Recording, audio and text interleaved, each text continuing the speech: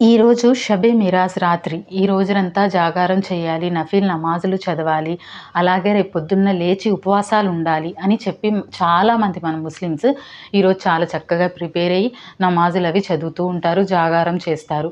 కానీ ఎక్కడా కూడా మనకు హదీసుల్లో ఈరోజు జాగారం చేయాలని లేదండి. లేదు మన ప్రవక్త గారు ఈరోజు మిరాజ్ ప్రయాణం చేశారు అంటారు. అవును, నిజమే. మన ప్రవక్త ముహమ్మద్ సల్లల్లాహు అలైహి వసల్లం వారు మిరాజ్ ప్రయాణం చేశారు.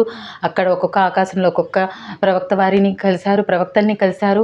ఆ తర్వాత అల్లాహ్ దగ్గర నుంచి మనకు నమాజుల్ని 5 పూట్ల నమాజుల్ని తీసుకొచ్చారు. కానీ అది ఏ రోజు అన్నది హదీస్‌లో కానియండి, ఖురాన్‌లో కానియండి ఎక్కడా కూడా మెన్షన్ చెయ్యలేదు.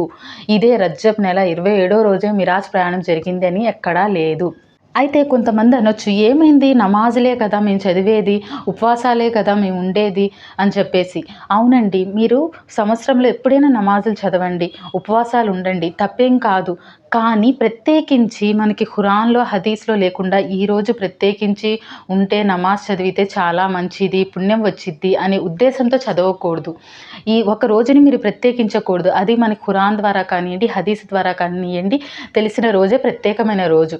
సో ఈరోజు షబే మిరాజ్ రోజు కాదు, ఈ రోజు అని చెప్పేసి ఎక్కడా ఖురాన్‌లో లేదు. ఈరోజు మీరు ప్రత్యేకించి జాగారం చేయాల్సిన అవసరం లేదు. దీనివల్ల మీకు పుణ్యం ఏం రాదు.